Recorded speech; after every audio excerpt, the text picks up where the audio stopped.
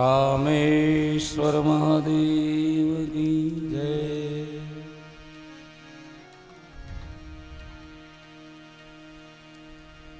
પંચસુનાગ્રસ્પસ્ત્ય ચુલિવેશણ્યુપસ્કર. ભગવાન સુતજી મહારાજ કથાનું વર્ણન નિમિષારણ્ય પાસે ઋષિ મુનિઓ પાસે કરે છે. ભગવાનના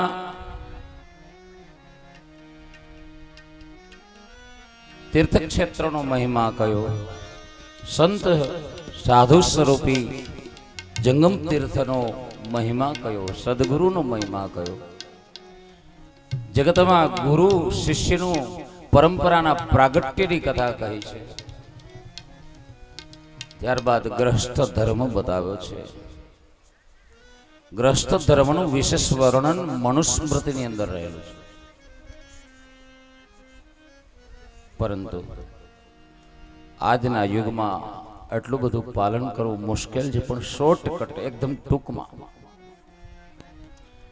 જે મકાનની અંદર આપણે રહીએ છીએ, જે ઘરની અંદર આપણે રહીએ છીએ, ત્યાં આપણાથી જાણતા અજાણતા 5 પાપ થઈ જાય છે. આપણા ઘરની અંદર ગમે તેવા ઘરની અંદર રહેતા હોય ને 5 કસાઈખાના છે આપણા ઘરની અંદર. કસાઈખાનામાં શું થાય? નિર્દોષ જીવનો વધ થતો હોય એને કસાઈખાનું કહેવાય. સુતજી મહારાજ કહે છે, ભલે તમે ભોજનમાં લસણ ડુંગળી નથી લેતા તો પછી અખાજની તો વાત જ દૂર રહી. છતાં પણ જે ઘરમાં તમે રહો છો ત્યાં હત્યાઓ થઈ રહી છે. એ હત્યાઓ 5 જગ્યાએ ઘરમાં થાય છે. કહે છે કે પંચસૂનાગ્રસ્થસ્ય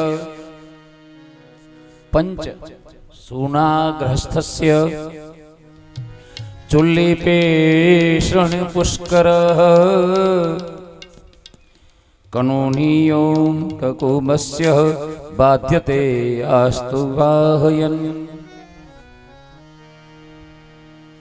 પંચસૂના જે ઘરની અંદર રહીએ છીએ ત્યાં 5 જગ્યાએ આપણાથી જાણતા અજાણતા પાપ થઈ જાય છે. સવારે ઉઠી અને આપણે ઘરમાં હંજવારી વાળીએ ને, એ કસાઈખાનું છે. એની અંદર કેટલા જીવ મરે છે. જે ગોરામાંથી પાણી પીએ છે, ગોરામાં પાણી રેડીએ છીએ, ભરીએ છીએ, એને ગાળીએ છીએ ને, એમાં ઘણા જીવ મરે છે. લોટ દળવાની ઘંટીથી આપણે લોટ દળીએ છીએ ને, એની અંદર ઘણા બધા જીવો દળાઈ જાય છે. ભલે એની જગ્યાએ આજે ઘર ઘંટીએ લીધી, પણ બાપ એમાં આપણે પાપ તો લાગે જ છે. ચૂલામાં અગ્નિ આપણે પ્રગટાવીએ ત્યારે સ્થૂલ અને સૂક્ષ્મ ઘણા બધા જીવાણુઓ બળે છે. એની ચીસો નીકળે છે આપણા ઘરની અંદર. ભલે ચૂલો નથી, સ્ટવ ભલે છે, કેરોસીનનો સ્ટવ હોય કે પછી ગેસનો સ્ટવ હોય, ગેસનો ચૂલો હોય, બધું એ છે તો અગ્નિ ને. એ અગ્નિમાં પણ ઘણા બધા જીવ આપણા હાથે જાણતા અજાણતા બળીને મરે છે. એનું પાપ લાગે છે આપણને. અને કકુબસ્ય પુષ્કર એટલે ખાંડણી ને દુસ્તો. આગળ હાંબેલાથી ઓલા પૂતળિયા ઘઉં આવતા ને એને છડતા, કમોદ ને છડતા ને એમાંથી ચોખા બહાર કાઢતા. ખાંડણી ને દસ્તો, હાંબેલું અને ખાંડણી, એની અંદર ઘણા જીવ મરે છે. ભલે આજે એની જગ્યા મિક્સરે લઈ લીધી હોય, એ મિક્સર ઘરમાં હોય ને, એ કસાઈખાનું છે બાપ. એની અંદર પણ ઘણા બધા જીવ આપણા હાથે જાણતા અજાણતા મૃત્યુ પામે છે. સંજવારી વારવી તે, ગોરામાંથી પાણી ભરવું ને પીવું તે, ચૂલામાં અગ્નિ પ્રગટાવતી વખતે, ખાંડણી દસ્તામાં, મિક્સરમાં, આ 5 જગ્યા પાપ કરવાના સ્થાન છે આપણા ઘરની અંદર. ભલે આમ જાહેર આપણે પાપ કંઈ ન કરતા હોઈએ, છતાં પણ આપણા ઉપર બોજો ચડતો જ જાય છે ગૃહસ્થાશ્રમીઓ માટે. એના માટે તમે જ્યારે બેનો રસોઈ કરો ને, તમારે સુખી થવું હોય ને, તમારા ઘરના તમારું કયું ન માંગતા હોય ને, તો એક ઉપાય બતાવો. ધરાર બળજબરીથી જુગાર રમવા જાતા હોય કે શરાબ પાન કરવા જાતા હોય, એ માર્ગેથી એને છોડાવવા હોય તો બેનો તમે ઘણું બધું કરી શકો એમ માતાઓ. ત્યારે તમે આ પ્રયોગ કરી જોજો. તમે જ્યારે તમારા રસોડાની અંદર રસોઈ બનાવો, ભલે હાથ રોટલી વણતા હોય કે રોટલા ઘડતા હોય, શાકભાજી વઘારતા હોય કે શાકભાજી સુધારતા હોય, લીલોતરી બનાવતા હોય, એ વખતે પ્રેમપૂર્વક મારા બાપના નામને ગાજો, પ્રેમથી શિવ નામને ગાજો, ખાસ કરીને શિવ. તમારું હૃદય, તમારું મન મારા પ્રભુ શિવને આપી દે. મારે તમને એ વાત પણ કરવી છે, મનોરથ શબ્દ તમે સાંભળ્યો છે. મનોરથ, મનોરથ કઈ રીતે કરાય, મનોરથ કરવાથી શું ફાયદો થાય, અને આ જગતમાં મનોરથ શરૂ કરનાર કોણ, ઈ કથા પણ મારે તમને કેવી છે આવતા દિવસે.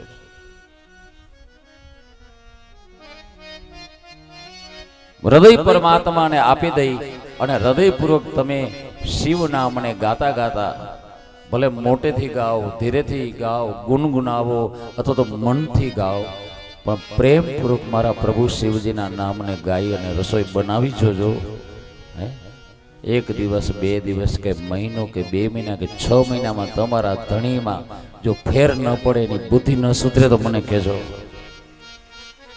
બાપી મહાદેવનો પ્રસાદ બની જાય. એ રસોઈ છે ને, એ પ્રસાદ બની જાય છે. શિવ પ્રસાદ, શિવ પ્રસાદમાં કેવી તાકાત છે એની કથા પણ હું તમને કહીશ. બેનો તમે આ કરી શકો એમ છો. એ ભોજન તમારો દીકરો લેશે, તમારો ભાઈ લેશે, તમારો પતિ લેશે કે તમારો પિતા લેશે ને, એની બુદ્ધિ સુધરશે. અને વિશેષ એની બુદ્ધિ સુધરવાથી તમારું પણ મારા પ્રભુની કૃપા દ્રષ્ટિ થશે.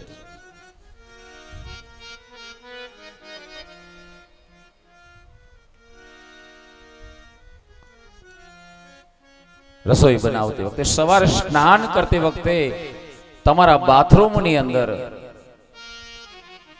ભગવાન શિવજીનું નામ ગાતા ગાતા બાલદીને ઉપર હાથ રાખીને કહેજો, હે માં ગંગા તું અહીં આવ, એ યમુના તું આવ. શિવ નામની સાથે સાથે જો તમે ગંગા અને યમુનાનું, સરસ્વતીનું આવાહન કરશો તો તમારા બાથરૂમની અંદર ગંગા, યમુના, સરસ્વતી આવશે, તમારી બાલદીમાં આવશે અને સ્નાન કરાવીને તમને મને પાવન કરશે. આ પાપોમાંથી છૂટવાનો ઉપાય છે. 5 પાપ આપણે રોજ કરીએ છીએ આપણા ઘરમાં. રસોઈ બનાવતી વખતે પેલી રોટલી તમે બનાવો ને, તો એ પેલી રોટલી ગાય માટે બનાવો છો. રોટલો પેલો બનાવો ને તો ગાય માટે બનાવો છો. બીજો રોટલો બનાવો ને તો કૂતરા માટે બનાવો છો. ગાય અને કૂતરાને આપણે અન્નનો ભાગ પેલા આપવો જોઈએ, શ્વાન અને ગાયને. આ તો કાંઈ સીધી રોટલી ઉતારીને ઘરવાળાને દઈ દઈને કે પોતે આરોગી જાય. જે ઘરમાં બહુ કજિયા થતા હોય ને ત્યાં માર્ક કરી લેવો કે કૂતરાનો ભાગનું આ ખાઈ ગયા છે, એટલે એની જેમ હામાં સમજી ગયા ને. બાપા, ગાયને ગોગ્રાસ આપવાથી, શ્વાનને એનો ભાગ આપવાથી, અન્નનો ભાગ આપવાથી જે ઘરની અંદર આપણે રહીએ છીએ એમાં જે જાણતા અજાણતા પાપ થઈ જાય છે એમાંથી છૂટવાનો માર્ગ મળે છે. પક્ષીઓને ચણ, આંગણે તુલસીજીને જલ પીવડાવું, જલ સિંચવું, અને કોઈ પણ વાર હોય એ વાર આખું જગત બધા એમ કે શિવજીનો વાર કયો વાર છે શિવજીનો ખબર? બધા એમ કે હોમવાર છે, સોમવાર ભગવાન શિવજી. નહીં, ભગવાન શિવજીનો વાર છે રવિવાર. જ્યારે આ જગતમાં કોઈ પણ પ્રકારના વાર નહોતા. આજે હાથ વાર છે ને, હાથે હાથ વાર એક વાર પણ નહોતો. કારણ કે જગતના બંધારણની વાત છે બાપ, જગતની શરૂઆતની વાત છે. મારા પ્રભુ શિવજી પહેલો પોતાનો વાર પ્રગટ કર્યો છે, આદિત્યવાર, રવિવાર. રવિવાર ભગવાન શિવજીનો છે. સોમવાર મહાપાર્વતીનો છે. મંગળવાર શ્રી હરિનો છે. બુધવાર એ બ્રહ્માજીનો છે. ગુરુવાર બૃહસ્પતિનો છે, ગુરુદેવનો છે. શુક્રવાર ઇન્દ્રનો છે. શનિવાર હનુમાનજીનો છે. હવે ઘણા સોમવાર રહી. હું 38 વર્ષ મેં સોમવારનું વ્રત કર્યું, પણ ગઈ સાલ ઓપરેશન કરાવ્યા પછી બધું મુકાઈ ગયું, કઈ વાર રહેતો નથી. હવે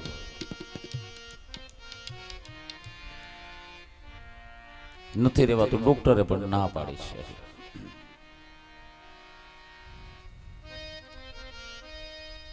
પણ ઘણા રવિવાર રહીએ, ઘણા સોમવાર રહીએ, ઘણા મંગળવાર રહીએ. વાર કઈ રીતે રહેવા જોઈએ? આજે કયો વાર છે? આજ વાર કયો છે મને એ ખબર. શુક્રવાર. વાર યા કેને કહેવાય? પહેલો વાર કયો? રવિ. અમે ભણતા ને ત્યારે, ચોથું ભણતો ને ત્યારે એ પાઠ્યપુસ્તકની અંદર એક કવિતા આવતી વારની, એ હજી મને યાદ છે. રવિ પછી તો સોમ છે, ત્રીજો મંગળવાર, ચોથો બુધ ગુરુ, પાંચમો પછી છે શુક્રવાર, શનિવાર તે સાતમો છેલ્લો વાર ગણાય. એમ એક અઠવાડિયું 7 વારનું થાય.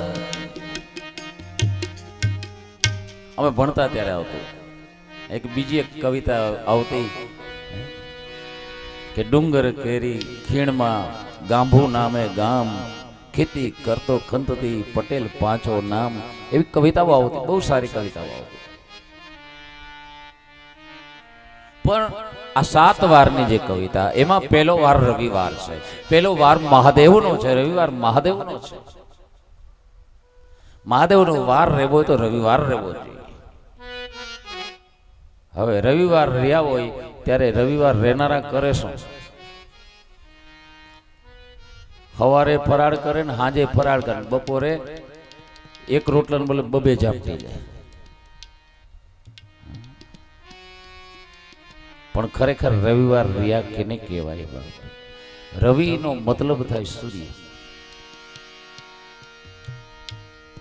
આદિત્યનો મતલબ થાય સૂર્યદેવ. જે સૂર્યની જેમ તપ કરે, નિયમિત જીવન જીવે. સૂર્ય છે એ બ્રાહ્મણો કહે કે 6:39 મિનિટે સૂર્યોદય થાય, એટલે 39 મિનિટે થઈ જાય. એમ ન કે સૂર્યદેવ કે આજે મને 5 મિનિટ મોડું થશે, અડધી કલાક મોડું આવીશ. નહીં, એ 6:39 મિનિટે આવે એટલે આવે જ. નિયમિત નિયમનું પાલન કરીને જે જીવન જીવે એને રવિવાર રહ્યો કહેવાય. સૂર્યની જેમ જે તપશ્ચર્યા કરે એને રવિવાર રહ્યો કહેવાય. ભૂખ્યો માત્ર રહે એ નહીં. બીજો સોમવાર. સોમનો મતલબ થાય ચંદ્ર. ચંદ્ર શું કરે? આકાશમાં આવે, શીતળતા રેલાવે.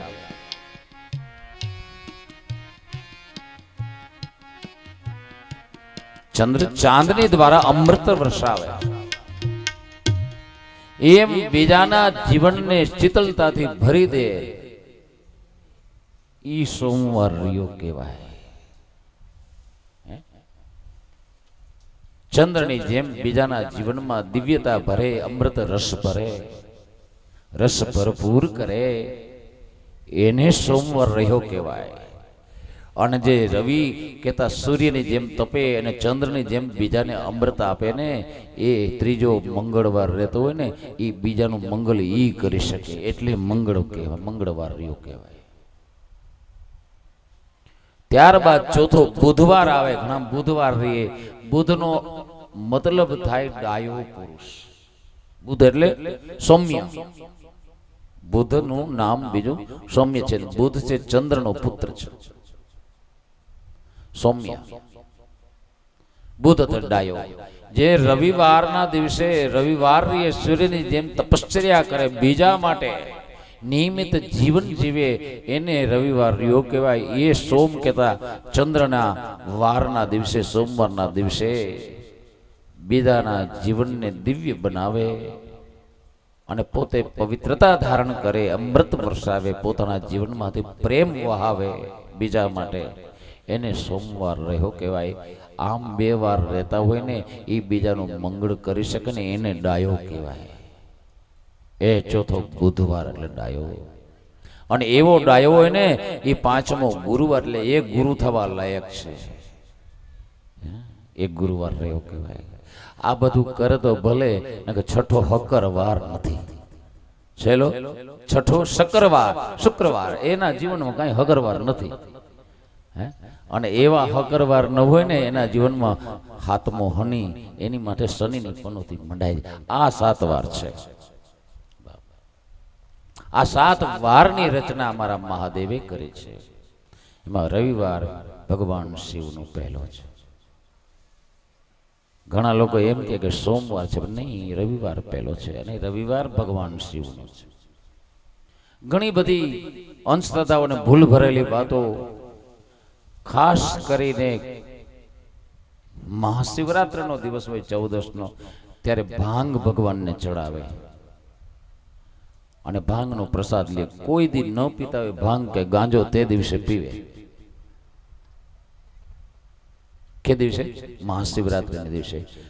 પણ શિવ મહાપુરાણ ગ્રંથ છે, 24,000 શ્લોકનો છે.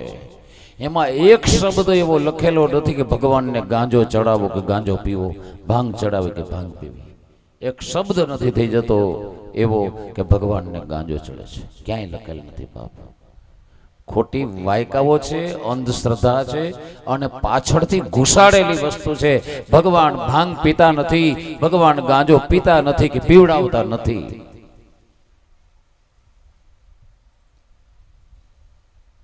સદંતર જૂઠાણું છે. ભગવાનને ભાંગ ચડાવીને ભાંગ પીવીએ. જેમ સોમવાર ભગવાન શિવનું નથી, એમ ભાંગ ભગવાન શિવની નથી.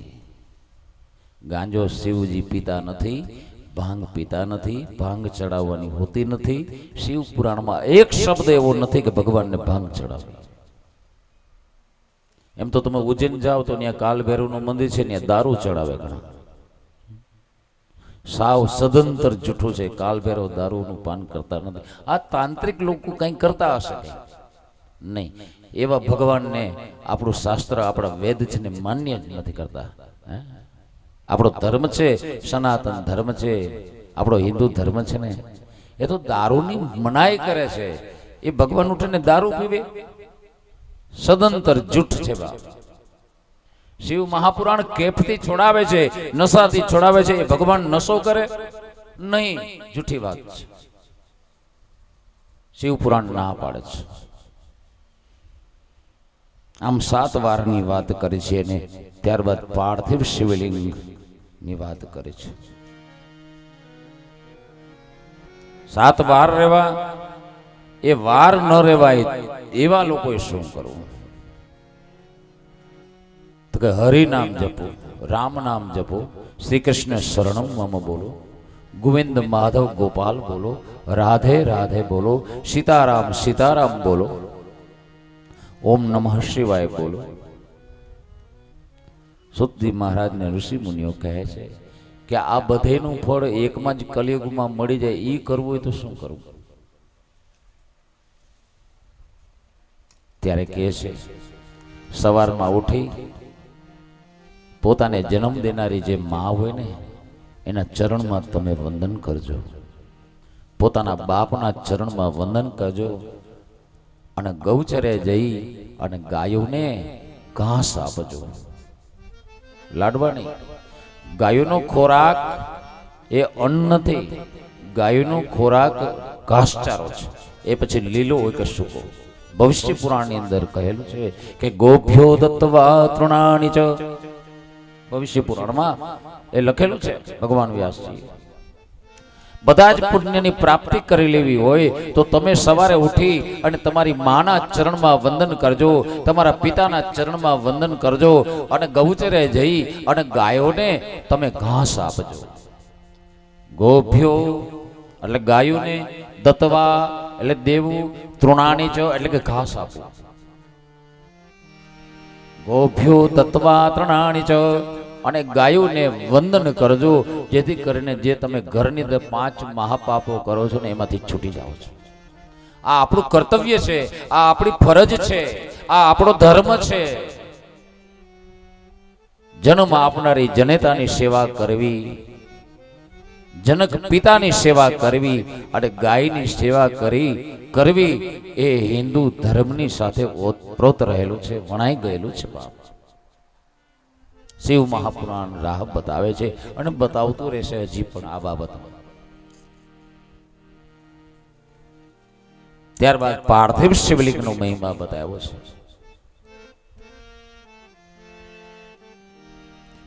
કૃતે રત્નમયમ લિંગમ દ્વાપરે હેમ સંભવમ ત્રેતાયા પાર્થ શ્રેષ્ઠ પાર્થિવમ તુ કલિયુગે.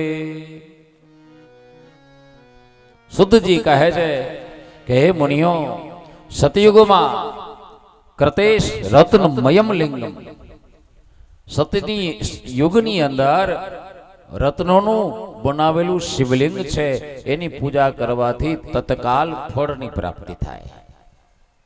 યુગ બદલે બીજો યુગ આવે, કૃતે રત્નમયમ લિંગમ દ્વાપરે હેમ સંભવમ, બીજા યુગની અંદર હેમ કહેતા સોનાનું શિવલિંગ તત્કાલ ફળને આપનાર બને. ત્રેતાયામ પાર્થ શ્રેષ્ઠ પાર્થિવમ તુ કલિયુગે, ત્રીજા યુગની અંદર પારદનું બનેલું, પારાનું બનેલું શિવલિંગ છે એ તુરંત ફળ આપે અને કલિયુગમાં તમે માટીનું શિવલિંગ બનાવો ને એ તરત ફળ આપે છે. માટી તલના ખેતરની લેવી અથવા તો વડના ઝાડ હેઠળની લેવી અથવા તો બિલ્લી વૃક્ષના ઝાડ હેઠળની લેવી અથવા તો નદી કિનારાની પવિત્ર સ્થળની લેવી અથવા તો તળાવ સરોવરના કિનારાની લેવી અથવા તો પીપળાના વૃક્ષ નીચેની લેવી. યજ્ઞીય વૃક્ષ જે કહેવાય છે, કંડી સમી નું જે વૃક્ષ હોય, કંડીનું વૃક્ષ હોય, એની નીચેની માટી પણ લઈ શકાય. એ માટી લાવી શુદ્ધ કરી શુદ્ધ જમીન ઉપર રાખી એમાં ભસ્મ અને સુગંધિત ચૂર્ણ ભેળવવું જોઈએ. સુગંધિત ચૂર્ણ એટલે સર્વસિદ્ધિ, ગાંધીની દુકાને મળે. એ ન મળે તો હળદર, ચપટીક હળદર અને થોડીક ચપટીક એક ભસ્મ અને ગંગાજળ પધરાવી માટીનો પીંડો કરી અને એમાંથી શિવલિંગ બનાવી અને એનું પૂજન કલિયુગની અંદર કોઈ પણ દિવસે કરવામાં આવે તો એ તત્કાલ ફળ સાથે આપનાર થાય છે, જલ્દીથી ફળ આપનાર છે. પાર્થિવમ તુ કલિયુગે, પાર્થિવ શિવલિંગનું પૂજન કલિયુગમાં તુરંત ફળ આપનારું છે. આમ પાર્થિવ લિંગનો મહિમા કયો છે અને શિવ ભક્તિનો મહિમા કયો છે, શિવ મંત્રનો મહિમા કયો છે, બ્રાહ્મણોનો મહિમા કયો છે. બ્રાહ્મણો જગતમાં શ્રેષ્ઠ છે. આ બ્રાહ્મણોનો વિશેષ મહિમા આવતીકાલે હું તમને કહીશ.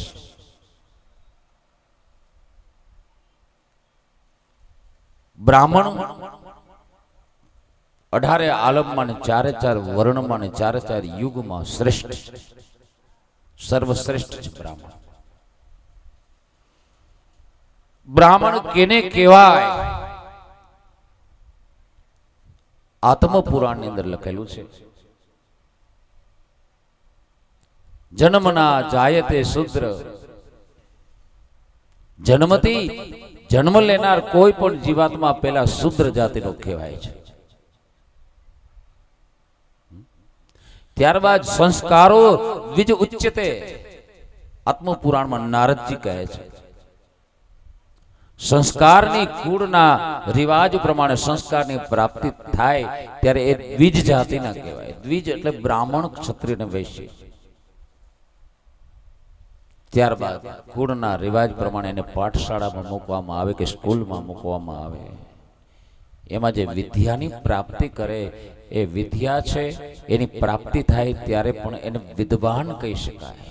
શિવ મહાપુરાણ આખું મોઢે હોય, શ્રીમદ ભાગવત કથા આખી મુખે હોય, રામાયણ આખું જાણતો હોય, ચારે ચાર વેદ જાણતો હોય, છતાં એને બ્રાહ્મણ ન કહેવાય. બ્રાહ્મણનું પદ ન મળે. વિદ્યા પ્રાપ્તિ ચ વિદ્વાન,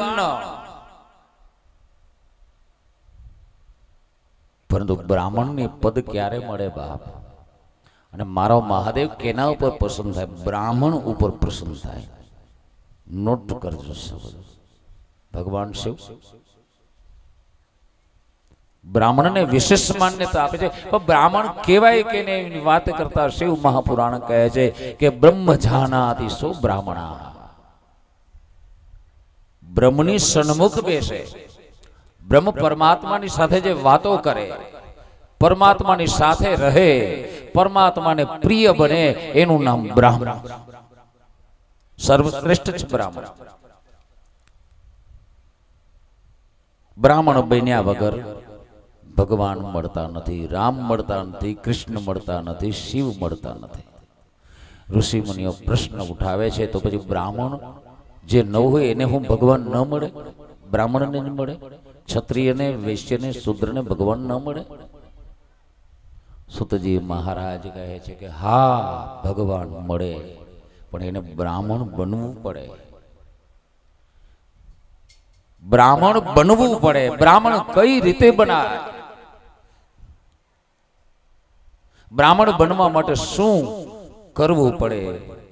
એ વાત કરતા સુતજી મહારાજ શિવ મહાપુરાણની પહેલી સંહિતા એનો 11મો અધ્યાય અને 124મો શ્લોક,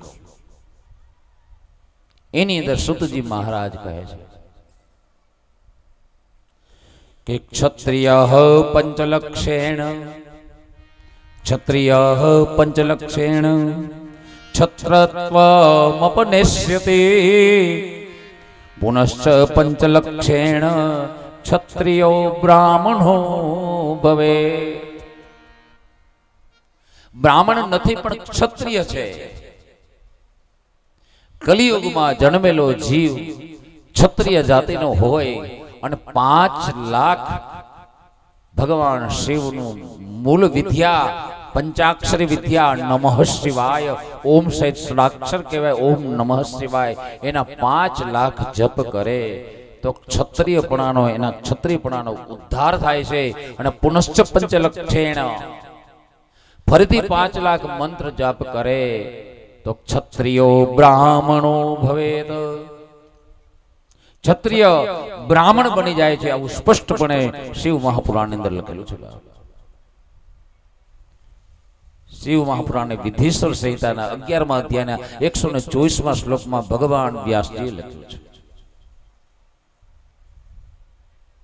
પણ શરત એ છે સદગુરુ પાસેથી મંત્રની પ્રાપ્તિ કરી, માર્ગ લઈ અને પુરસ્ચરણ પૂર્વક પહેલા 24 લાખ મંત્રના જાપ કરવા અને ત્યારબાદ 5 લાખ ઓમકાર સહિતના પંચાક્ષર મંત્રના જાપ કરે ત્યારે એના ક્ષત્રિયપણાનો ઉદ્ધાર થઈ જાય છે, ક્ષત્રિય મટી જાય છે.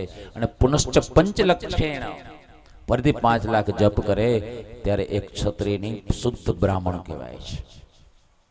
અને ત્યારબાદ 5 લાખ ફરીથી મંત્ર જાપ કરે ત્યારે એવા બ્રાહ્મણને ભગવાન શિવનું દર્શન થાય છે. વૈશ્ય હોય તો એને 5 લાખ વધારે કરવા પડે એના કરતા, ક્ષત્રિય કરતા પણ. અને શૂદ્ર હોય તો એને એના કરતા 5 લાખ વધારે જાપ કરવા પડે વૈશ્ય કરતા. આમ બ્રાહ્મણ બનવાનો માર્ગ શિવ મહાપુરાણની પહેલી વિદેશો સંહિતાના 11મા અધ્યાયની અંદર બતાવેલો છે. ભગવાન વ્યાસજી આમ ભગવાન શિવજીના ભક્ત વિશે કહ્યું છે કે ભગવાન શિવજીના ભક્તને સૂતક પર લાગતું નથી. એને કોઈનું સ્નાન ન લાગે અને સૂતક ન લાગે. શિવ ભક્ત મરી જાય તો એનું સૂતક એના કુટુંબીઓને ન લાગે. શિવ ભક્ત જે બને ને એના કોઈ નજીકનું સંબંધી ગુજરી જાય, ઓફ થઈ જાય, મરી જાય, પસાર થઈ જાય, મૃત્યુ પામે, અવસાન થાય, એનું સૂતક શિવ ભક્ત જે પુરુષ છે, જે બેન છે, નારી છે, એને નથી લાગતું. શિવ મહાપુરાણ અંદર કહેલું છે. શિવ ભક્તે કોઈનું પણ સ્નાન સૂતક પાડવાની જરૂર નથી. એનું એક પ્રમાણ, કોઈ પણ સંપ્રદાય હોય, આપણે ત્યાં કોઈ સંબંધી જનનું અવસાન થઈ જાય ત્યારે ઉઠમણું કરવા ક્યાં જાય? મહાદેવ જાય ને. શું કામ? કાં કોઈ બીજા મંદિરે નથી જતા. મહાદેવ શું કામ જાય? કારણ કે મહાદેવ સૂતકને દૂર કરનાર છે, બીજા લોકોના સૂતકને પણ દૂર કરે એ મહાદેવ છે. સૂતકમાંથી મુક્ત કરનાર ભગવાન શિવ છે. એટલે મહાદેવના મંદિરે ઉઠમણું કરવામાં આવે છે. પણ બાપ જે પહેલેથી જ પરમાત્મા શિવજીના શરણમાં ગયા છે ને, એને તો સૂતક લાગતું જ નથી. એને સૂતક પાડવાની જરૂર નથી. અને એવો શિવ ભક્ત જ્યારે મૃત્યુ પામે ત્યારે કોઈ એનું સૂતક પાડવાની જરૂર નથી. એનું સૂતક કોઈને નથી લાગતું બાપ. કારણ કે એ શિવનો કૃપા દ્રષ્ટિનો અધિકારી બની ગયો હોય છે. મહાદેવની કૃપા દ્રષ્ટિ એના પર પડી ચૂકી હોય છે. જેથી કરીને શિવ ભક્તનું સૂતક કોઈને લાગતું નથી અને કોઈનું સૂતક શિવ ભક્તને નથી લાગતું. આમ ભગવાન સુતજી મહારાજે ગ્રસ્થ ધર્મ બતાવ્યા, પંચાક્ષર મંત્રનો મહિમા બતાવ્યો, જીવમાંથી શિવ બનાવે અને શુદ્રમાંથી પણ બ્રાહ્મણ બનાવી દે એ વાત કરે છે. અને પાર્થિવ શિવલિંગનો મહિમા બતાવ્યો, તેમજ શિવ નૈવેદ્યનો મહિમા બતાવ્યો છે. કે શિવ નૈવેદ્ય છે એ ઘણા એમ કે અગ્રાહ્ય છે, ન લેવાય એમ કે. શિવનો પ્રસાદ અમે ન લઈએ એમ કે. પરંતુ શિવ મહાપુરાણ એમ કહે છે કે ભગવાન શિવનો પ્રસાદ લેવો જ જોઈએ. બુદ્ધિને સુધારે છે શિવ પ્રસાદ. જેને પોતાના ઈષ્ટદેવ ભગવાન શિવને બનાવ્યા છે, જેને પોતાના હૃદય ઉપર ભગવાન શિવને ધારણ કર્યા છે, એને શિવ પ્રસાદ લેવો જ, ન લેવાય એવી ભાવનાનો પણ ત્યાગ કરી દેવો. મહાપવિત્ર છે શિવ પ્રસાદ. ભગવાન શિવજીની ઉપર જે જલ ચડાવીએ એ જલાધારીની અંદર જલ ચડાવેલું જલ, અભિષેક, શિવને અભિષેક કરેલું જલ છે, એ જલ બહાર નીકળે. એ જલને 3 વખત જે માથે ચડાવીને પાન કરે ને, એના અનેક જન્મના પાપો સ્નાપયિત્વા વિદ્યાનેન યો લિંગસ્નપનોદકમ ત્રિહ પ્રિવેત ત્રિવિધમ પાપમ તસ્યેહાસો વિનશ્યતિ. 3 વખત એ ભગવાનનો જે જલ ગોમુખમાંથી બહાર નીકળે છે, અભિષેક કરેલું, એ 3 વખત પીવે ને, એના 3 જન્મના પાપ બળીને ભસ્મ થઈ જાય છે. ઘણા વિદ્વાનો એમ કહે કે ભગવાન શિવને ચડાવેલું જલ લેવાય નહીં, પીવાય નહીં, ભગવાનનો પ્રસાદ લેવાય નહીં, ખવાય નહીં. પણ એ ભૂલ ભરેલું છે, એ મૂર્ખતા છે. એક વખત તમે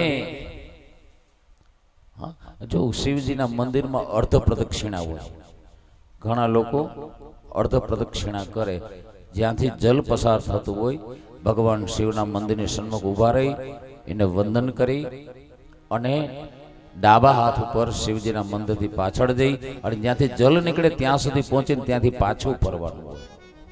ફરીથી સન્મુખ આવી ભગવાનને વંદન કરી અને ફરીથી જમણા હાથ ઉપર જ્યાંથી જલ પસાર થાય ત્યાં સુધી જઈ એ જલનું નમન લઈ માથે ચડાવી પાન કરી અને પરિક્રમા પૂર્ણ થાય.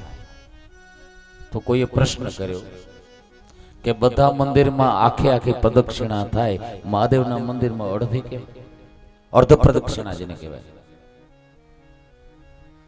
બાપા याद करो वो समय आपको सुनाया सुबह. શા માટે અર્ધ પ્રદક્ષિણા? બધા મંદિરમાં આખી પ્રદક્ષિણા. કારણ સવારની કથામાં મેં તમને કહ્યું હતું, બપોર પછી પણ એ કથા થોડી ઘણી ચાલુ હતી. બ્રહ્મા અને વિષ્ણુ જગતનો કર્તા છે. બ્રહ્મા જગતનું સંચાલન કરનાર શ્રી હરિનારાયણ છે. એવા પણ ભગવાન શિવને હંસનું રૂપ લીધું, વરાહનું રૂપ લીધું, તોય માપી ન હઈ ગયા. આખી પરિક્રમાનો અર્થ થાય માપવાનો. મારો મહાદેવ અમાપ છે, મારો મહાદેવ અનંત છે. એવા મહાદેવને બ્રહ્મા અને વિષ્ણુ જેવા માપી નથી શક્યા. તો હે પરમાત્મા, હું કોણ માત્ર એક ક્ષુદ્ર જીવ આપણે કઈ રીતે માપી શકું? આવી ભાવના અર્ધ પ્રદક્ષિણાની પાછળ રહેલી છે. હે મહાદેવ, આ હથિયાર હેઠા મૂકું. બસ ત્યાંથી હું માપ્યા વગર, આપણે માપ્યા વગર પાછો ફરું છું અને આપના ચરણમાં વંદન કરું છું. આ અર્ધ પ્રદક્ષિણાની પાછળમાં રહેલો ભાવ છે. શિવજી અમાપ છે, માપી શકાય એવા નથી, શરણાગતિ છે. આ વાત કહી છે શિવ નૈવેદ્યની. વિશેષ વાત પણ આપણે હજી કરશું. એની પહેલા ભગવાન શિવજીને બિલી કેમ પ્રિય છે, બિલ્વપત્રો કેમ પ્રિય છે, રુદ્રાક્ષ કેમ પ્રિય છે અને ભસ્મ કેમ પ્રિય છે. બિલ્વનો મહિમા, રુદ્રાક્ષનો મહિમા અને ભસ્મનો મહિમા એ અત્યારે આપણે જાણશું. બિલીપત્ર ભગવાન શિવજીને પ્રિય છે. બધા જ પત્રો ચડાવો, પણ બિલીપત્ર જો ન હોય તો પૂજા અધૂરી ગણાય. શા માટે? સવાલ એ છે, શા માટે? એના મૂળમાં આપણે જવું પડે. બિલીપત્ર, બિલીનું વૃક્ષ કઈ રીતે આ જગતમાં અસ્તિત્વમાં આવ્યું? એક વખત જગદંબા માં પાર્વતી, એ એની પોતાની બે બહેનપણી છે જેનું નામ છે જયા અને વિજયા. એની સાથે રહીને વન વિહાર કરે છે માં પાર્વતી.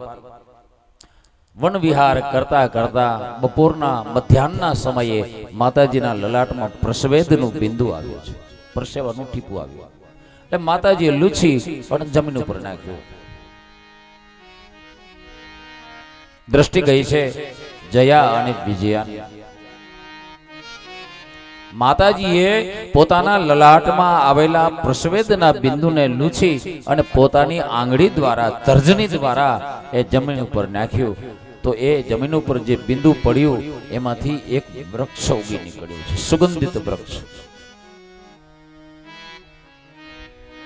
આશ્ચર્ય જોઈએ અને જયા અને વિજયા પૂછવા લાગી છે, હે માતા, આપના લલાટમાં જે પ્રસ્વેદનું બિંદુ આવ્યું એ તમે લૂછીને જમીન ઉપર નાખ્યું, એમાંથી આ વૃક્ષ ઉગી નીકળ્યું. કહો આ શું છે? આ વૃક્ષનું નામ શું?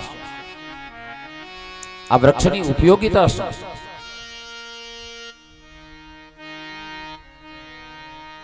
ભગવતી પાર્વતી કહે છે, હે સખીઓ, આ મારા લલાટના બિંદુમાંથી ઉત્પન્ન થયું છે, માટે આનું નામ રહેશે બિલ્વ.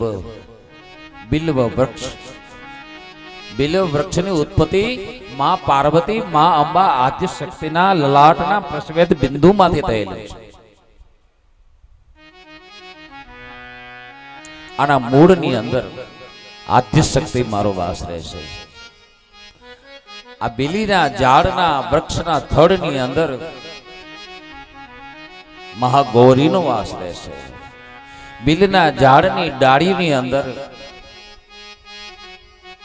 ભગવતી દુર્ગાનો વાસ રહેશે. આ બિલીના ઝાડની ડાળીઓના કાંટાની અંદર ભગવતી કાત્યાયનીનો વાસ રહેશે. આ બિલી વૃક્ષના એ ડાળીઓના પાંદડાની અંદર 9 લાખ દેવીઓનો વાસ થશે.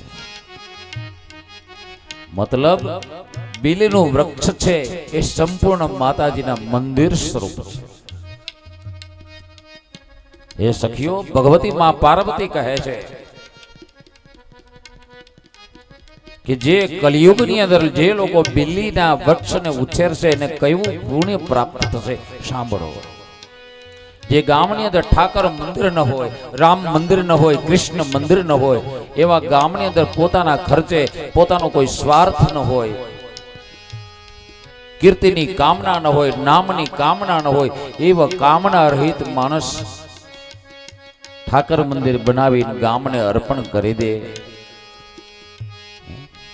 એવા માણસને 21 પેઢીઓ વગર શ્રાદ્ધે વગર તર્પણે તરી જાય છે. ઠાકર મંદિરનું એ પુણ્ય છે. માં ભગવતી પાર્વતી કહે છે કે એ સખીઓ એવા 1000 ઠાકર મંદિર બંધાવે, 1000 ઠાકર મંદિર. એનું જે પુણ્ય થાય એવું ને એવું પુણ્ય જે ગામમાં ભગવાન શિવનું મંદિર ન હોય, એવા ગામની અંદર પોતાનું કોઈ કામના ન હોય, નામની નહીં, કીર્તિની કામના નહીં, કેવળ પરમાર્થ માટે શિવ મંદિર નિર્માણ કરી અને ગામને અર્પણ કરે, એને એક શિવ મંદિર અર્પણ કરનારને 1000 ઠાકર મંદિર અર્પણ કર્યાનું ફળ મળે છે. 1000 ગણનું પુણ્ય. બાપ માં પાર્વતી કહે છે કે એવા 1000 શિવ મંદિર બંધાવે એને જે ફળ મળે એવું ને એવું ફળ જે ગામમાં ભગવતીનું મંદિર ન હોય, દેવી મંદિર ન હોય, રાધે ન બિરાજતા હોય, સીતાજી ન બિરાજતા હોય, દુર્ગા માં અંબિકાનું મંદિર ન હોય, નવ દુર્ગા ન હોય, ભગવતી રાંદલ ન હોય, એવી રાંદલનું મંદિર બનાવે કે માં ભગવતીના કોઈ પણ સ્વરૂપનું મંદિર બંધાવી અને ગામને નિસ્વાર્થ ભાવે અર્પણ કરે તો એને 1000 શિવ મંદિર બંધાવ્યાનું ફળ પ્રાપ્ત થાય છે. એવા 1000 માતાજીના મંદિર બંધાવનારને જે ફળ મળે છે એવું ને એવું ફળ કેને મળે? ધ્યાન દેજો. તમારો કોઈ પણ જાતનો સ્વાર્થ ન હોય, કેવળ પરમાર્થ માટે તમે એક બિલનું ઝાડ ઉછેરી અને લોકોને અર્પણ કરો તો 1000 માતાજીના મંદિર બંધાવ્યાનું ફળ પ્રાપ્ત થાય છે. આ બિલીના ઝાડનો મહિમા છે. આ દેવી ભાગવત આમ કહે છે, ભગવાન વ્યાસ આમ કહે છે.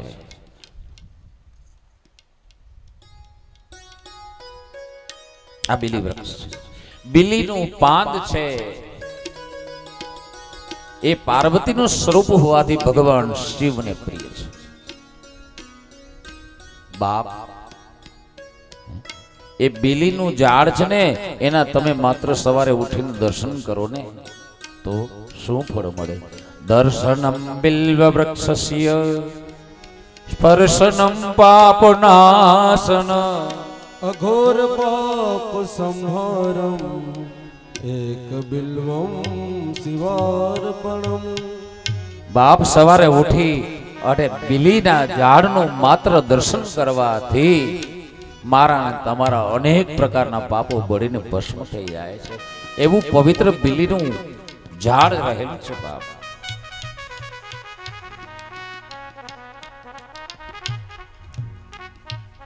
અખંડમ બિલ્વ પત્રેણ પૂજિતે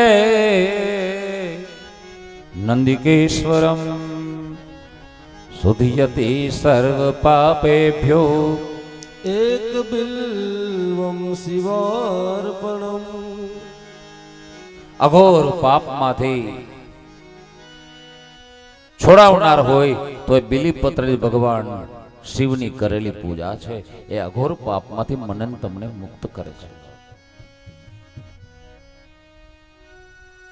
શાલિગ્રામ શિલામેઘા વિપ્રાણામ જાતુ અર્પયેત સોમયજ્ઞે મહાદાનમ એક બિલ્વમ શિવાર્પણમ. દંતિકોટિ સહસ્રાણિ અશ્વમેઘ શતાનિ ચ કોટિ કન્યા મહાદાનમ એક બિલ્વમ શિવાર્પણમ. હજારો અશ્વમેઘ યજ્ઞ કરે, વાજપેયી યજ્ઞ કરે, હજારો કરોડો કન્યાઓના દાન કરે, એને જે ફળ મળે એવું ને એવું ફળ એક ગરીબ માણસ બિલીનું પાન લઈ અને મહાદેવના મંદિરે જઈ અને હૃદયના પ્રેમથી ભગવાન શિવજીને હર હર મહાદેવ કહીને અર્પણ કરે ને એને એવું ને એવું ફળ 1 કરોડ કન્યાદાનનું ફળ મળી જાય છે. આ બિલીપત્ર છે. ભગવાન શિવજીને પ્રિય છે, ભગવતી પાર્વતીનું સ્વરૂપ છે. આ ફાયદા, ધાર્મિક ફાયદા, પાપને છૂટવા માટેના ફાયદા બતાવ્યા. આર્થિક ફાયદા તમને બતાવો. આમાં તમને કોઈને ડાયાબિટીસ છે? મને તો છે. તમને રોજ દવા લેવી પડતી હોય તો, દવા મોંઘી પડતી હોય તો, દવાનો ખર્ચો ન કરવો હોય તો હું તમને રસ્તો બતાવું. ડાયાબિટીસ થઈ ગયું હોય એને શું કરવાનું? સાવ મફત માર્ગ બતાવો. સવારે ઉઠી અને ભગવાન શિવજીના મંદિરે જવું. શિવજીના મંદિરે જોઈ શિવ દર્શન કરી અને અમારા ગોર બાપાએ જે ભગવાનના નમણ ઉતાર્યા હોય ને એમાંથી 5 બીલીના પાન લેવાના અથવા તો 3 પાન લેવાના. એ લઈ આંખે સ્પર્શ કરાવવાનો, મસ્તકે સ્પર્શ કરાવવાનો, હૃદય સ્પર્શ કરવાનો અને એ 3 પાન સંઘવાના, ખિસ્સામાં નાખી દઉં. ઘરે આવેલા ઘરે આવી એ બીલીપત્રને ચોખ્ખા પાણીથી ધોઈ નાખવાના. એ 3 બીલીના પાનને ધોઈ અને એમાં 2 દાણા કાલી મિર્ચ એટલે કે કારા મરી, 2 નંગ કારા મરી નાખી અને એને વાટી નાખવા. બીલીના પાનમાં વાટી અને પાણીમાં નાખીને એને પી જાઓ. તમારો ડાયાબિટીસ છે ને એ 135 હતો તો 35 જ રહેશે, 38 નહીં થાય અને 88 પણ નહીં થાય, 33 પણ નહીં થાય. હું એમ નથી કહેતો કે મટી જશે, પણ તમે દવાના ખર્ચમાંથી બચી જશો. લ્યો, હમણાં જ ક્યાંક 4-6 મહિના પહેલા ક્યાંક કોઈ ડાયાબિટીસ મટાડતા હતા બાપા, કોઈ ભુવા હોય કે ભગત હોય. અમારે બાજુનું ગામ છે કાનપુર શેરડી ગામનું નામ, ત્યાં જોગલ આયર રહીએ. એ 4-5 ભાઈઓને બધાને ડાયાબિટીસ, દવાઓ લઈ લઈને ઠાયકા હતા. એ ગયા ઓલા ભુવાને, ભુવા હોય કે કોણ હોય મને બહુ ખબર નહીં, હું તો કોઈ ગયો નથી, હું એવી અંધશ્રદ્ધામાં માનતો. ગયા પેલા એ કીધું કે એ આખી રાત જગાડે અને કંઈક કાઢો પીવડાવે. પછી કીધું કે જાઓ તમારું આ ડાયાબિટીસ મટી ગયું, મોજ કરો, જાઓ. ત્યાં તો ઘેર આવ્યા. એનું નામ રાજસિંહભાઈ જોગલ આયર અને એકનું નામ કારોભાઈ જોગલ આયર. બે ઘરે વાળીને કીધું બનાવો લાડવા, અમારું ડાયાબિટીસ ગયું. ઓલી લાડવા બનાવી દીધા. શું કરે બાઈ? લાડવા ચાલુ કર્યા, અઠવાડિયો ખાધો ને એ ડાયાબિટીસ વહી ગયો 3.5 ઉપર. દવાખાનામાં દાખલ કર્યા. 3 દી દવાખાનામાં રાજસિંહભાઈ રહ્યા, 4થે દી ગયા. એ રાજસિંહભાઈ નો જો દાડો આવ્યો ને તો કારોભાઈ ગયું લાડવા ખાઈ ખાઈ. હું એમ નથી કહેતો તમે લાડવા ચાલુ કરી દેજો, બીલીપત્ર થી તમને ડાયાબિટીસ મટી જશે એમ નથી કહેતો, પણ કાબુમાં રહેશે. પરેજી પાડજો તો દવાના ખર્ચથી બચશે. હું તમને એક બીજું બતાવવા માંગુ છું. બહેનોને શોખ, આજ તો હવે લોકો ભાઈઓને પણ શોખ છે. બોડી સ્પ્રે કરે, શરીરમાંથી સુગંધ આવે. સ્પ્રેનો સુગંધનો જેને શોખ હોય, તમારે સાવ મફતમાં સુગંધને માણવી હોય તો એક રસ્તો બતાવો. લ્યો, કરવો છે? પ્રયોગ કરજો. હા, એના માટે શું કરવાનું? સવારે ઉઠી સ્નાન આદિ કરી શિવ મંદિરે જવાનું. બહેનો ભાઈઓ, જેને સ્પ્રેનો સુગંધનો શોખ હોય, પ્રયોગ કરજો. કરવા જેવો છે. જઈ અને ભગવાન શિવના મંદિરે જઈ અને શિવ દર્શન કરવાના. જેમ પેલા ડાયાબિટીસ વાળા બીલીપત્ર લઈને એમ બીલીપત્ર લેવાના, આંખે અડાડવાના, માથે હૃદયે સૂંઘી ખિસ્સા મૂકીને હલાવો. ઘરે આવી ધોઈ અને એનો પલ્પ બતાવો, ચટણી બનાવો. બીજે દિવસે સવારે ચટણી છે ને એ સવારે ઉઠીને શરીર ઉપર ચોળો. આખા શરીર ઉપર બીલીપત્રનો એ માવો છે ને એ શરીર ઉપર લગાવો, ખૂબ ચોળો. 20 મિનિટ રહેવા દે, પછી નાઈ લે. આ રોજનો ક્રમ બનાવી લે.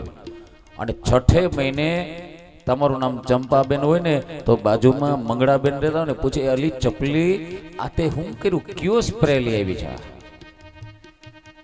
આમ ન સાંભળો અમારે મને કહેજો, મારો કાન પકડજો. શરીરમાંથી સુગંધ આવી ચાલુ થઈ જાય બાપ.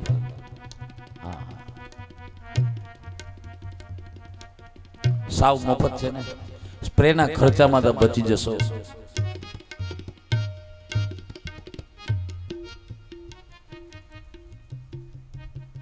ઘણા ફાયદા છે. નાનું બાળક હોય તમારા ઘરની અંદર 2 વર્ષનું 3 વર્ષનું, એને જાડા થઈ ગયા, વગામણ થઈ ગઈ હોય તો બીલીનું પાન લાવી મંદિરેથી એને કોટેડી એનો રસ કાઢી અને 2 ટીપા 2 કલાકના અંતરે આપો, તમારા દવાખાનાના ખર્ચમાંથી બચી જશો. જાડા બંધ થઈ જાય બાળકોના. બહુગુણ બીલી પત્રમાં ડાયા દિલથી દાગ, કૈલાસ વાસ દે ભોગવે એવી શાસ્ત્ર પૂરે છે શાક. બહુગુણ બીલી પત્રમાં ડાયા દિલથી દાગ. આ બીલી પત્રના આર્થિક ફાયદા એકદમ શોર્ટકટ બનાવ્યા, અનેક ફાયદાઓ છે. હજી એક પ્રયોગ તમને બતાવી દઉં. તમને ધ્યાનમાં બેસવા ની ઈચ્છા હોય, ધ્યાનમાં બેઠા હોય તો અહીંયા માખી બેહે આમ થઈ જાય, ઘણી ધ્યાન આવેલું છે. કા કમર દુખવા લાગે, કા ગોઠણના હાંધા દુખે, એમાં 50 વટાવી જાય ને પછી તો બધું ચાલુ થાય. મને 60 પૂરા થઈને 61 બેઠો છે અને આ કથા 65મી કથા છે. ધ્યાન લાગે નહીં. ધ્યાનની અનુભૂતિ કરવી હોય તો જ્યારે શ્રાવણ માસ હોય, બિલ્વના વૃક્ષની અંદર નવા પુષ્પો ખીલ્યા હોય ત્યાં જાજો. બિલીના વૃક્ષને વંદન કરીને એની 7 પરિક્રમા કરજો. પછી જો જૂનું ઝાડ હોય, કાંટા રહિત હોય, મોટી ડાળીઓ વાળું હોય તો એક વખત જો બની શકે તો એના ઉપર ચડજો. મેં આ અખતરો કરેલો છે. આખું મીજી પ્રભુ શિવનું તમે સ્મરણ કરજો અને તમને ધ્યાન ન લાગે ને તો મને કહેજો, મારો કાન પકડજો. ક્યું તમને પૂરા ધ્યાન સામેથી આવે છે, સામેથી આવે. બહુ ગુણ બીલી પત્રમાં ડાયા દિલથી દાગ, કૈલાસ વાસદે ભોગવે એવી શાસ્ત્ર પૂરી છે. આમ બીલીનો મહિમા કયો. બેનો મોટે ભાગે તમારા ખિસ્સામાં પર્સ હોય કે નહીં, રૂપિયાની પાકેટ. અઠવાડિયે કે 5 દીએ કે 3 દીએ તમારા ઘરવાળા તમને રૂપિયા આપતા હોય, પાકેટ કોઈ દી ખાલી ન થવા દેવું હોય તો શું કરો? રસ્તો બતાવો. તમારા ખિસ્સાની અંદર રહેલું પર્સ, એની અંદર જે રૂપિયા છે એ બહુ ઘટે નહીં, ખાલી જ ન થાય, ખાલી ન રહે એટલા માટેનો રસ્તો કયો બતાવો. ભાઈઓ, વડીલો, જુવાનો, તમારે ક્યારે પણ રોટલે દુખી ન થવું હોય ને બાપા તો તમને રસ્તો બતાવો. બેનો, તમારે મંદિરે જવાનું, શિવ મંદિરે જવાનું અને ભગવાન શિવજીના દર્શન કરી નાઈ ધોઈને જાઓ મંદિરે. ભગવાન શિવની પૂજા કરો, એને અભિષેક કરો, બિલ્વપત્ર ચડાવો, પુષ્પ ચડાવો, ધૂપ દીવો કરો અને પછી ચડાવવાનું શું? તમારે અબીલ. ભગવાનને અબીલ અર્પણ કરો. અબીલ આ રીતે પૂજન કર્યા પછી અબીલ અર્પણ કરવાથી ફાયદો શું થાય? આ શરીર લુવાણાનો ફાયદો મોરથી જોઈ. ફાયદો શું થાય? અબીરેણાયુસો વૃદ્ધિ, ગુલાલેનોતમમ સુખમ, કંકુમેનમ ચ સૌભાગ્યમ, સદભક્તિ સમૃદ્ધિ દેહી દેવ નમસ્તુતે. અબીરેણાયુસો વૃદ્ધિ, અબીલ ચડાવશો તમે અને આયખું વધશે તમારા પતિ. ફળ અબીલથી બેનો તમે પૂજા કરો ને તમારા ઘરવાળાનું આયખું વધે. ઘરવાળાનું આયખું વધે તો સીધી વાત છે, એ કમાયા કરે તમારા પાકીટમાં પૈસા ભર્યા કરે, ખાલી જ ન થાય કોઈ દી. એ જીવે છે ત્યાં હતું.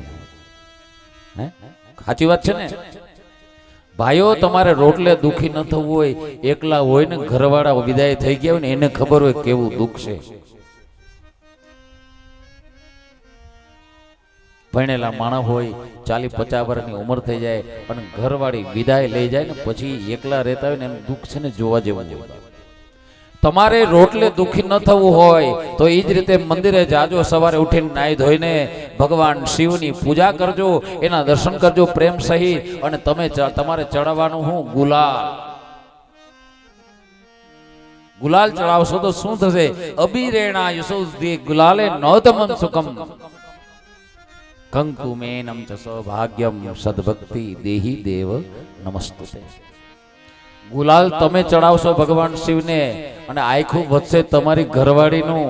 ઈ જીવતી હે ત્યાંથી રોટલા ગળીને દીધા રાખશે. તમને રોટલાનું દુઃખ નહીં થાય, રોટલે દુઃખી નહીં થાવ. રોટલે દુઃખી ન થવું હોય તો મહાદેવની પૂજા કાલથી ચાલુ કરી દો.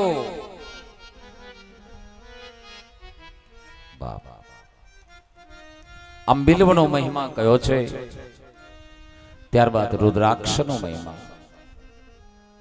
રુદ્રાક્ષની ઉત્પત્તિ તમે બધા લોકો જાણો જ છો. મહાદેવજીના નેત્રના પડમાંથી પડેલા આંસુમાંથી એની ઉત્પત્તિ થઈ છે. તપશ્ચર્યા કરતા હતા, આંખો ખોલી છે તપશ્ચર્યાને અંતે, તો આંખમાંથી 2 બિંદુ પડ્યા છે બંને આંખમાંથી. એમાંથી રુદ્રાક્ષનું વૃક્ષ ઉત્પન્ન થયું છે. શિવ મહાપુરાણની અંદર 1 થી 14 મુખી રુદ્રાક્ષ બતાવેલા છે. સ્કંદ પુરાણમાં તેમજ દેવી ભાગવતમાં 1 થી 21 મુખી રુદ્રાક્ષ બતાવેલા છે. 1 મુખી રુદ્રાક્ષ, 14 મુખી રુદ્રાક્ષ અને 21 મુખી રુદ્રાક્ષ ભગવાન સાક્ષાત શિવનું રૂપ છે. એ 1 મુખી રુદ્રાક્ષની માળાના દર્શન કરવા હોય ને તો બાબુ બાપુને પગે લાગવા જાજો. બાબુ બાપુ આગળ એ 1 મુખી રુદ્રાક્ષની માળા છે. આમ સામાન્યપણે 1 મુખી રુદ્રાક્ષ મળતા જ નથી. મારા સદગુરુ પાસે હતો એ રુદ્રાક્ષ, કારણ કે નેપાળના રાજા હતા મારા ગુરુ. એક વખત જામર્ગના રાજા શત્રુશલ્યજીના એ કાકાજી સસરા હતા. નેપાળના રાજા 12 વર્ષની ઉંમરે એને રાજમહેલ છોડી અને જુનાગઢના ગિરિકંદરામાં વાસ કર્યો. એ મારા સદગુરુ, એને મને દર્શન કરાવેલા અને આશીર્વાદ આપેલા. એની કૃપાથી આ કથા હું તમને કહી રહ્યો છું. મારું કાંઈ નથી, મારા સદગુરુની કૃપા છે. એનું નામ હતું ચિત્રગીરીજી બાપુ.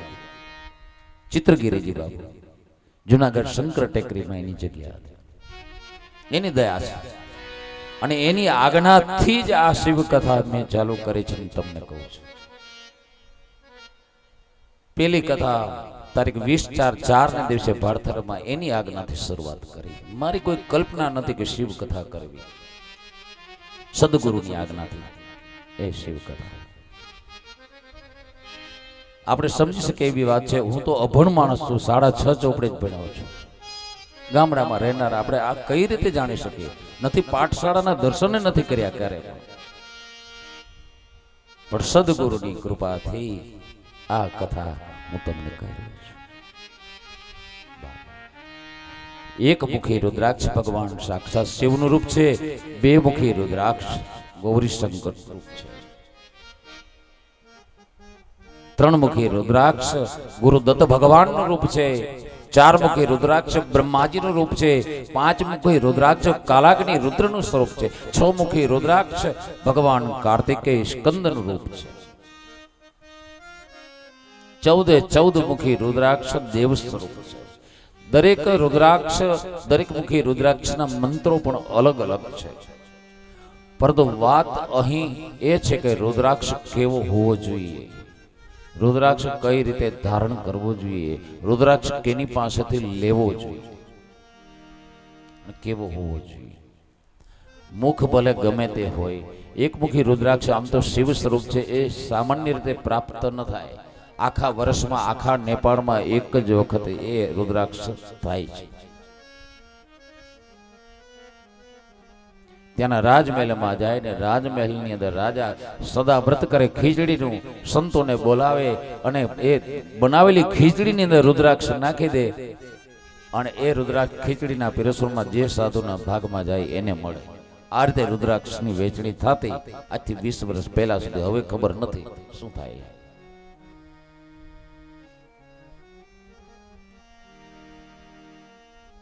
પરંતુ આપણે અધિકાર નથી એક રુદ્રાક્ષ એકમુખી રુદ્રાક્ષ પહેરવાનો. આપણે એ રીતે જીવન ગ્રસ્તો આપણે છીએ, એ જીવન ન જીવી શકીએ. સંત પુરુષો હોય, સાધુ હોય, સંન્યાસી હોય, એ રુદ્રાક્ષને એ ધારણ કરી શકે, એનો અધિકાર છે. જે મળે તે રુદ્રાક્ષ કેવો હોવો જોઈએ? ગમે તે મુખનો ગોળ હોવો જોઈએ રુદ્રાક્ષ. ઘણા કાજુ આકારના, બીજ આકારના રુદ્રાક્ષ બજારમાં મળે, ખોટા છે. શિવપુરાણ ના પાડે છે, એ રુદ્રાક્ષ માન્ય નથી. રુદ્રાક્ષ ગોળ હોવો જોઈએ, ચીકણો હોવો જોઈએ, મજબૂત હોવો જોઈએ, કુદરતી છિદ્ર વાળો હોવો જોઈએ, કાંટા વાળો હોવો જોઈએ. આ રુદ્રાક્ષ શિવપુરાણને માન્ય છે. ગોળ, ચીકણો, મજબૂત, કંઈક વજન વાળો, કુદરતી રીતે જેમાં છિદ્ર પાડેલો, મનુષ્યના યત્નથી છિદ્ર પાડેલો નહીં, એ રુદ્રાક્ષ યોગ્ય નથી પહેરવાનો. એવો હોય અને સદગુરુ હોય, એ સદગુરુ તમને રુદ્રાક્ષ આપે ને એ રુદ્રાક્ષ ધારણ કરવો જોઈએ. સદગુરુ મંત્ર બતાવે એ મંત્રથી એ રુદ્રાક્ષ ધારણ કરવો જોઈએ. જેને ગુરુ રુદ્રાક્ષ મંત્ર કહેવાય. એ ગુરુ મંત્ર આપે રુદ્રાક્ષ મંત્ર, એ મંત્રનો જાપ દરરોજ કરવો જોઈએ. આમ રુદ્રાક્ષનો મહિમા બતાવ્યો છે. રુદ્રાક્ષ જે જમીનની અંદર કુદરતી રીતે દટાયેલો હોય 2 ફૂટ નીચે, ત્યાં મારું કે તમારું મૃત્યુ થઈ જાય તો યમના દૂતો ત્યાં આવી શકતા નથી આ શરીરમાં. જ્યાં સુધી રુદ્રાક્ષ જમીનમાં દટાયેલો છે, એની ઉપર કદાચ આપણું મૃત્યુ થઈ જાય આકસ્મિક, આ શરીર પર રુદ્રાક્ષ ન હોય પણ જમીનની નીચે દટાયેલો હોય કુદરતી રીતે, ત્યાં આપણું મૃત્યુ અચાનક થઈ જાય. ગમે એવા કર્મ કર્યા હોય પણ યમરાજના દૂતો ત્યાં ના આવી શકે, કારણ કે જમીનમાં રુદ્રાક્ષ છે. તો પછી આ શરીર ઉપર રુદ્રાક્ષ હોય તો ક્યાંથી આવે? યમના દૂતો ના આવે. પરંતુ મારી દ્રષ્ટિએ રુદ્રાક્ષ ધારણ ક્યારે થયું કહેવાય? આમ તો જુઓ, આ રુદ્રાક્ષની માળા મેં પહેરી, ડોકમાં નાખી, મેં મારા સદગુરુ પાસેથી એ રુદ્રાક્ષ લીધેલ છે 1984.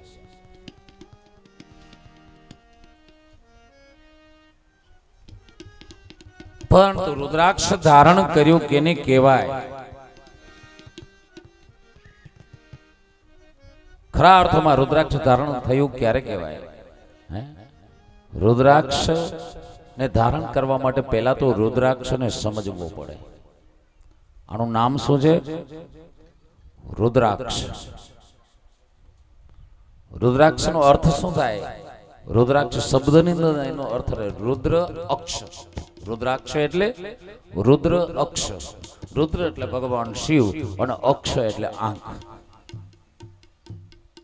મતલબ કે શિવની આંખ ધારણ કરવી, એનું નામ રુદ્રાક્ષ ધારણ કહેવાય. હવે શિવની આંખ ધારણ કરવી ક્યારે શક્ય બને?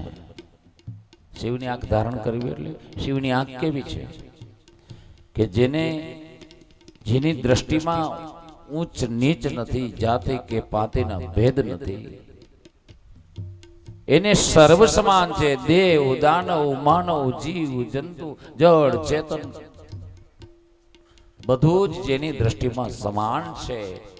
બાપ મારીને તમારી દ્રષ્ટિ જ્યારે એવી બને, દરેકમાં સમાનતા રાખતી દ્રષ્ટિ બને મારીને તમારી, ત્યારે રુદ્રાક્ષ ધારણ થયું કહેવાય.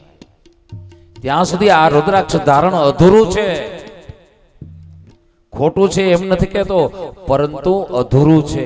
આપણે અધૂરા છીએ જ્યાં સુધી મારીને તમારી દ્રષ્ટિ આવી ન બને. કેવી ન બને? કવિએ કહ્યું ને, જ્યાં જ્યાં નજર મારી પડે ત્યાં ત્યાં નિશાની આપની. હે બાપ, મારી દ્રષ્ટિ જ્યાં પડે ને ત્યાં હે પરમાત્મા હું આપના દર્શન કરું. હે મારી તમારી નજર એવી ન થતી હોય તો મારા મહાદેવને મંદિરે જઈને એને પ્રાર્થના કરજો. તમારે ઘરે શિવલિંગ હોય તો એની સામે ગાયના ઘીનો દીવો પ્રગટાવીને એને પ્રાર્થના કરજો. કદાચ ચિત્રજી હોય તો ચિત્રની સન્મુખ ગાયના ઘીનો દીવો પ્રગટાવી અને ગાયનું ઘી ન હોય તો ગુગળનો ધૂપ કરીને, ગુગળનું ધૂપ ન હોય તો ગાયના છાણના સુકેલા છાણના પાવડરનો ધૂપ કરીને મારા મહાદેવને પ્રાર્થના કરજો. પ્રાર્થનામાં શું કહેવાનું છે પરમાત્માને? રુદ્રાક્ષ ધારણ માટેની આ વાત છે. શું કહેવાનું? હે બાપ, મારી આ દ્રષ્ટિને તું એવી બનાવી દે કે મંદિરમાં તો મને તારા દર્શન થાય, પણ મારા પતિમાં પણ હે મહાદેવ મને તારા દર્શન થાય, મારી પત્નીમાં પણ મને તારા દર્શન થાય, મારા પુત્રમાં, મારા પિતામાં, મારી માતામાં, મારા આળસમાં પાડોશમાં હે મહાદેવ હું તમને જોઉં. કેજો ભગવાન, શું કેજો?